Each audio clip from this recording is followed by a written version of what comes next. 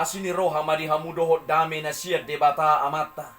Doho siya anak na Tuhan Yesus Kristus tuhatai. Amin. Shalom Bapak Ibu, saudara-saudara yang kekasih dan yang diberkati oleh Tuhan kita Yesus Kristus. Salam sehat.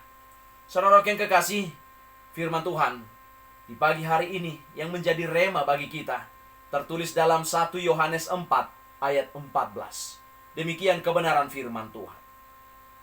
Dan kami telah melihat dan bersaksi bahwa Bapa telah mengutus anaknya menjadi juru selamat dunia. Dan kami telah melihat dan bersaksi bahwa Bapa telah mengutus anaknya menjadi juru selamat dunia. Demikian kebenaran firman. Saudara yang kekasih dan yang diberkati oleh Yesus Kristus. Allah telah menyatakan kasih-Nya kepada kita dalam karya penebusan Tuhan Yesus Kristus. Inkarnasinya ke bumi untuk misi keselamatan telah membuktikannya. Semuanya itu karena Allah adalah kasih. Dalam Alkitab tidak dikatakan bahwa Allah adalah iman atau Allah adalah pengharapan, tetapi Allah adalah kasih. Atau Allah itu kasih. Kasih adalah hakikat Allah, sifat dari Allah, dan atribut Allah. 1 Yohanes 4 ayat 18 dan ayat yang ke-16. Saudara yang kekasih, kasih yang sejati senantiasa harus dibuktikan. Tidak ada kasih yang tidak bertindak untuk mereka yang dikasihinya. Hal yang sama pun dilakukan oleh Allah. Ia mengasihi umat manusia yang sudah di dalam dosa. Allah membuktikan kasih-Nya dengan mengutus anaknya yang tunggal untuk mati di kayu salib, untuk menebus umat manusia yang telah berdosa itu. Saudara kekasih, semua agama di dunia ini mengajarkan bahwa Allah itu Maha Kasih. Tetapi mereka tidak dapat memberikan satu contoh konkret tentang kasih Allah. Paling mereka mengatakan bahwa Ia memberikan kita hidup dan rezeki. Semuanya itu hanyalah sesuatu yang abstrak. Lain dengan pengajaran Alkitab. Allah membuktikan kasih-Nya dengan jalan mengutus anaknya untuk mati di kayu salib. Justru untuk orang yang mendukakan hatinya. Untuk saya, untuk saudara-saudara kekasih yang sering mendukakan hati Tuhan oleh karena keberdosaan umat manusia. Ada banyak orang yang mau mati untuk mereka yang dicintainya. Pernah dituturkan ada seorang ibu yang hamil tua. Ia menderita tekanan darah tinggi. Dokter mengatakan bahwa anak itu harus dikorbankan demi keselamatan ibu tersebut. Sang ibu menolak anak itu dikorbankan. Ia rela mati demi anak itu, sebab anak itu adalah satu-satunya harapan bagi keluarga untuk meneruskan keturunan. Sebab suaminya menderita sakit tertentu, sehingga tidak mungkin lagi menurunkan seorang anak. Saudara yang kekasih, karena kasih-Nya kepada suami yang merindukan keturunan, ibu itu mengorbankan hidupnya. Namun tidak demikian dengan Tuhan. Ia justru mau mati untuk orang yang sungguh menjadi musuhnya. Dia di dalam diri Yesus Kristus mati di kayu salib itu.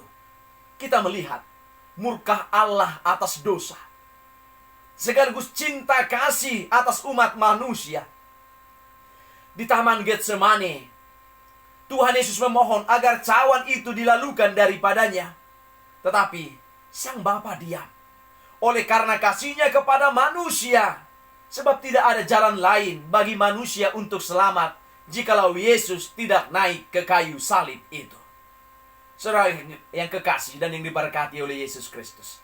Kasih Allah mengilhami kasih kita. Dan kasih kita yang kita terima dari Tuhan harus kita pancarkan dalam kehidupan kita sehari-hari. Kasih Allah mengilhami kasih kita.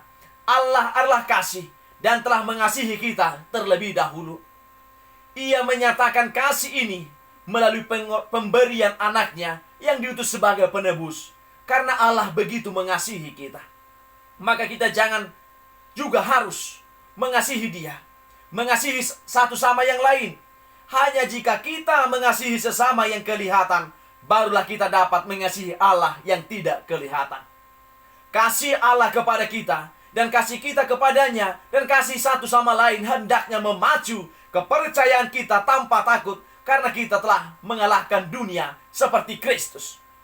Dalam Dia sebagai penebus dunia dan sebagai anak Allah, kita mengikrarkan iman melalui Roh. Orang yang tanpa kasih tidak mengetahui apa-apa mengenai Allah. Ayat yang ke-8.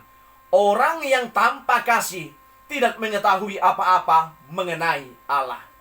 Lalu apa yang harus kita lakukan sebagai komunitas orang percaya yang sudah mengalami kasih daripada Yesus? Yang pertama, kita bisa melihat bahwa dikasihi Tuhan tidak bersifat pasif, namun suatu hal yang aktif. Dalam Efesus 4 ayat 17-32, Rasul Paulus dengan gamblang memaparkan bahwa kita sebagai manusia baru yang sudah mengalami kasih Yesus Kristus harus hidup lebih memuliakan Allah daripada waktu kita masih menjadi seteru Allah atau manusia lama kita. Kita harus menjadikan Tuhan yang utama dalam hidup kita. Kita boleh mengizinkan seluruh hidup kita dikontrol, kita mengizinkan seluruh hidup kita dikontrol dan dikuasai oleh kasih Allah dengan cara menjaga hubungan kita tetap dengannya setiap hari dan hidup taat kepada firman-Nya dan jangan berbuat dosa lagi. 1 Yohanes 3 ayat 9. Yang kedua, kita belajar memberi kasih. Kasih Allah memampukan kita untuk saling mengasihi satu dengan yang lainnya. Bahkan belajar mengasihi musuh kita sekalipun. Dalam Matius 5 ayat 44. Hanya jika kita mengasihi sesama yang kelihatan, barulah kita mampu mengasihi Allah yang tidak kelihatan. Karena jika seorang mengatakan mengasihi Allah, namun tanpa kasih kepada sesamanya, ia adalah pendusta. 1 Yohanes 4 ayat 20. Dan yang ketiga, kasih dari Allah melenyapkan ketakutan. Kasih dari Allah senantiasa memberikan kita pengharapan, kekuatan dalam menjalani hidup ini. Kita tidak hidup dikuasai oleh ketakutan karena kedahsyatan kasih dari Allah dalam diri kita. Amanginang, saudaraku yang kekasih, kita harus menyadari bahwa seluruh hidup ini hanyalah karena kasih Allah saja. Dengan kesadaran ini bahwa kita dikasihi Allah dan kita tidak bisa hidup tanpa kasih-Nya, maka hidup kita akan senantiasa diperbaharui dan dikuasai oleh kasih-Nya. Dan tiada sukacita yang lebih besar daripada mengetahui bahwa Allah mengasihi kita.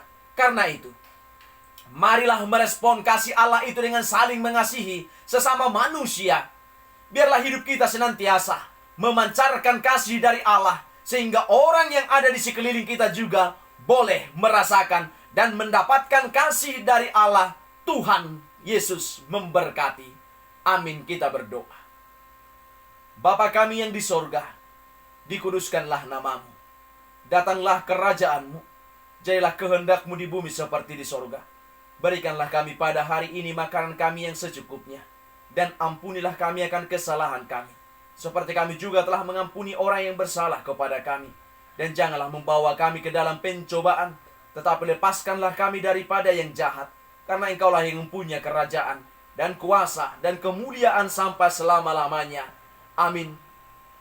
Anugerah dari Tuhan kita Yesus Kristus, kasih dari Allah Bapa, dan persekutuan dengan Roh Kudus, itulah yang memberkati kamu sekalian.